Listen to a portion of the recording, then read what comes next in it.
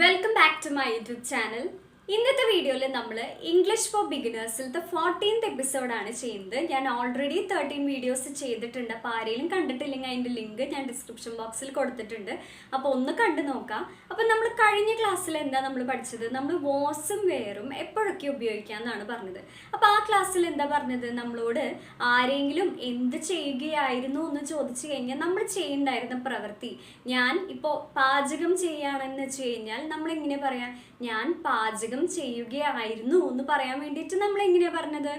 I was cooking എന്ന് പറഞ്ഞു. ആ വീഡിയോ കണ്ടിട്ടില്ലെങ്കിൽ അതിൻ്റെ ലിങ്ക് ഞാൻ ഡിസ്ക്രിപ്ഷൻ ബോക്സിൽ കൊടുത്തിട്ടുണ്ട്. നമ്മൾ ഇന്ന് പറയാൻ പോകുന്നത് നമ്മൾ മുൻപ് ചെയ്തൊരു പ്രവൃത്തി, ഞാൻ ഒരു പ്രവൃത്തി ഇപ്പോൾ പാചകം ചെയ്യുകയാണെന്ന് വെച്ച് കഴിഞ്ഞാൽ ഞാൻ പാചകം ചെയ്തിട്ടുണ്ടായിരുന്നു എന്ന് പറയാൻ നമ്മൾ എങ്ങനെ ഇംഗ്ലീഷിൽ പറയാം എന്നാണ് ഇന്ന് നോക്കാൻ പോകുന്നത്. അപ്പം കഴിഞ്ഞ ക്ലാസ്സിലത്തെ ഈ ക്ലാസ്സിലത്തെ വ്യത്യാസം മനസ്സിലായില്ലേ? ഞാൻ പാചകം ചെയ്യുകയായിരുന്നു എന്നാണ് നമ്മൾ കഴിഞ്ഞ ക്ലാസ്സിൽ പറഞ്ഞത്. ഇവിടെ നമ്മൾ പറയുന്നത് ഞാൻ പാചകം ചെയ്തിട്ടുണ്ടായിരുന്നു എന്നാണ് ഇവിടെ പറയുന്നത്. അപ്പം ഇതാണ് ഡിഫറൻസ്. അപ്പം ഇത് മനസ്സിലാക്കി കഴിഞ്ഞാൽ നമുക്ക് കുറേ സെൻറ്റൻസുകളൊക്കെ ഇംഗ്ലീഷിൽ ഫോം ചെയ്യാൻ പറ്റും. അപ്പം നമുക്കിത് എങ്ങനെ പറയാന്ന് പഠിച്ചു നോക്കിയാലോ? അപ്പോൾ ഒരു എക്സാമ്പിൾ പറഞ്ഞു കഴിഞ്ഞാൽ, ഇപ്പൊ ആദ്യത്തെ ഒരു സെന്റൻസ് ഞാൻ പറയാണ്, അവൻ പാടിയിട്ടുണ്ടായിരുന്നു. നമ്മൾ എങ്ങനെയാ അത് പറയാ? അപ്പോൾ അവൻ എന്ന് പറയാൻ വേണ്ടിയിട്ട് നമ്മൾ ഇവിടെ ഉപയോഗിക്കുന്നത് ഹീ ആണ്. അത് നമുക്കറിയാം. അവൻ എന്ന് നമ്മൾ ഇംഗ്ലീഷിൽ എങ്ങനെ പറയാം? ഹീ എന്നാണ് പറയാ. ഇനി നമ്മളിവിടെ അടുത്തത് യൂസ് ചെയ്യേണ്ടത് ഒരു ഓക്സിലറി ആണ്. അപ്പോൾ ഇങ്ങനത്തെ സെൻറ്റൻസ് ഞാൻ ചെയ്തിട്ടുണ്ടായിരുന്നു, പറഞ്ഞിട്ടുണ്ടായിരുന്നു, കളിച്ചിട്ടുണ്ടായിരുന്നു എന്നൊക്കെ പറയാൻ വേണ്ടിയിട്ട് നമ്മൾ ആദ്യം യൂസ് ചെയ്യേണ്ട ഒരു ഓക്സിലറി ഉണ്ട്. അത് ഏതാണ്? അത് ഹാഡ് ആണ്. ഓക്കെ, മുൻപ് നടന്നൊരു കാര്യമാണ്. അപ്പം നമ്മൾ എന്താ പറഞ്ഞത്? ഹീ ഹാഡ് സിംഗിനാണ് ഇവിടുത്തെ പ്രവൃത്തി. പക്ഷേ ഇവിടെ നമ്മൾ ഈ ഒരു സെൻറ്റൻസിൽ പറയുമ്പോൾ നമ്മൾ വേർബിൻ്റെ തേർഡ് ഫോം ആണ് ഉപയോഗിക്കേണ്ടത്. എന്താണ് ഈ വേർബിൻ്റെ തേർഡ് ഫോം എന്ന് പറയുന്നത്? അത് ചിലവർക്ക് കൺഫ്യൂഷൻ വരുന്ന ഒരു കാര്യം, ചിലപ്പോൾ മനസ്സിലായി എന്ന് വരില്ല. അപ്പോൾ വേർബ് എന്ന് പറയുമ്പോൾ നമ്മൾ ചെയ്യുന്ന പ്രവൃത്തിക്ക് 3 ഫോംസ് ഉണ്ട്. അതായത് base form. Okay, base form എന്ന് വെച്ച് കഴിഞ്ഞാൽ ഏറ്റവും അടിസ്ഥാനമായിട്ടുള്ള ഒരു ഫോം.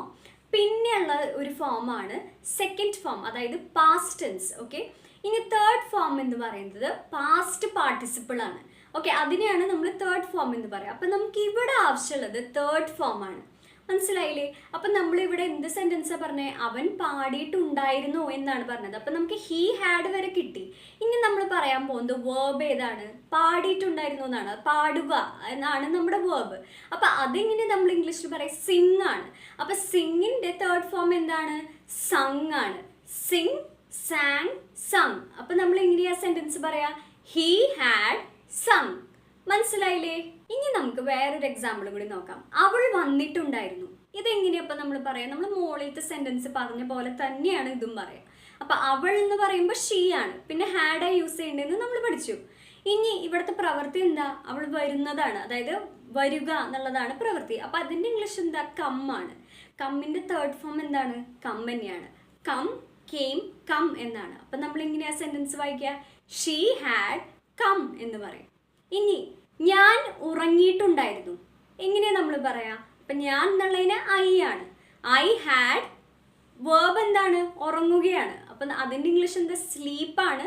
അപ്പോൾ സ്ലീപ്പിൻ്റെ തേർഡ് ഫോം എന്താണ്? സ്ലെപ്റ്റ് ആണ്. Sleep, slept, slept. മനസ്സിലായില്ലേ? ഇനിയൊരു എക്സാമ്പിൾ കൂടി പറയാം. നീ പഠിച്ചിട്ടുണ്ടായിരുന്നു.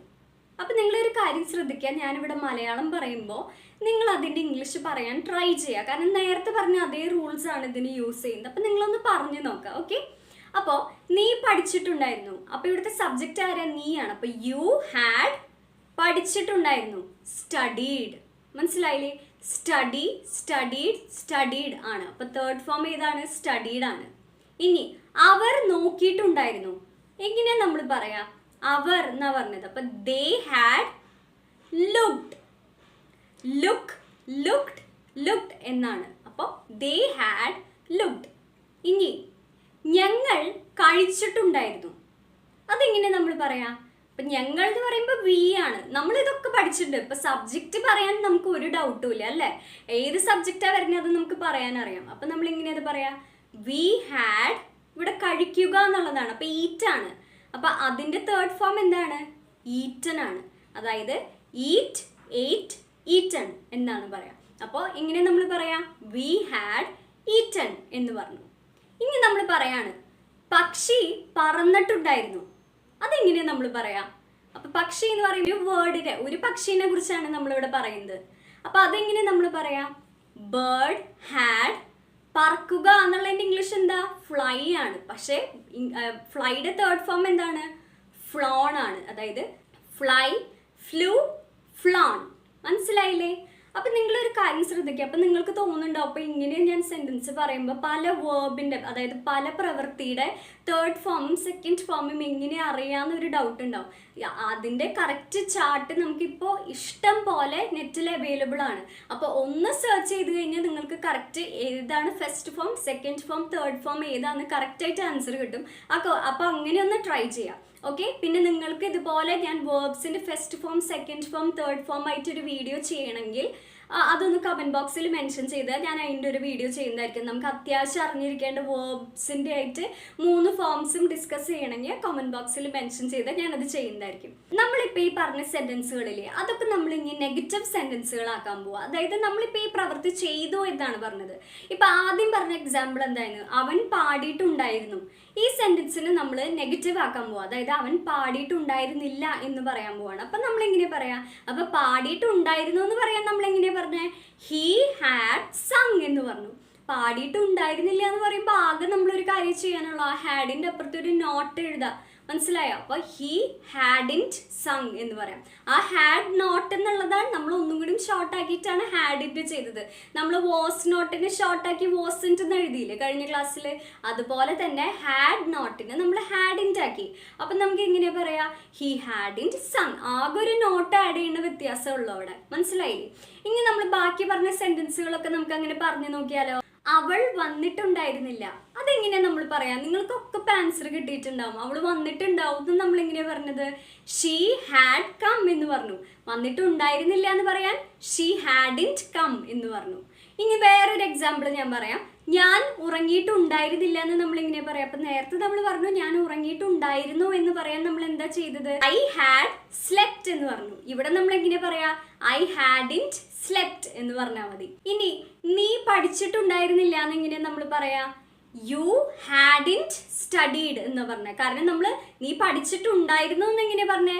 യു ഹാഡ് സ്റ്റഡീഡ് എന്നാണ്. അതിൻ്റെ ഒപ്പം ഒരു നോട്ട് ആഡ് ചെയ്തു, യു ഹാഡിൻറ്റ് സ്റ്റഡീഡ് എന്ന് പറഞ്ഞു. ഇനി അവർ നോക്കിയിട്ടുണ്ടായിരുന്നില്ല എന്ന് എങ്ങനെയാ പറയാ? ദേ ഹാഡിൻറ്റ് ലുക്ഡ് എന്ന് പറഞ്ഞു. എന്തുകൊണ്ടാണ്? അവർ നോക്കിയിട്ടുണ്ടായിരുന്നു എന്ന് പറയാൻ നമ്മൾ എന്താ പറഞ്ഞത്? ദേ ഹാഡ് ലുക്ഡ് എന്നാ പറഞ്ഞത്. ഞങ്ങൾ കഴിച്ചിട്ടുണ്ടായിരുന്നില്ല എന്നപ്പോൾ എങ്ങനെ പറയാ? വി ഹാഡിൻറ്റ് ഈറ്റൺ എന്ന് പറയാം. പക്ഷി പറന്നിട്ടുണ്ടായിരുന്നില്ല എന്ന് എങ്ങനെ പറയാ? ബേർഡ് ഹാഡിൻറ്റ് ഫ്ലോൺ എന്ന് പറയാം. മനസ്സിലായില്ലേ? അപ്പം നമ്മൾ ഇങ്ങനെ നെഗറ്റീവ് സെന്റൻസുകൾ ഫോം ചെയ്യാന്ന് പഠിച്ചു.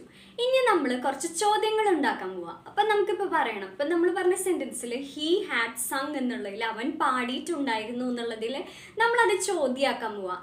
അവൻ പാടിയിട്ടുണ്ടായിരുന്നോ എന്ന് നമ്മൾ ഇങ്ങനെ ചോദിക്കുക. അപ്പം ഹീ ഹാഡ് സങ്ങിനെ ഹാഡ് നമ്മൾ ഫസ്റ്റ് എഴുതുക, പിന്നെ ഹീ സെക്കൻഡ് എഴുതുക. അതായത് ഹീ ഹാഡിനെ നമ്മൾ മറിച്ചിടുക, ഹാഡ് ഹീ സങ് എന്ന് പറയാം.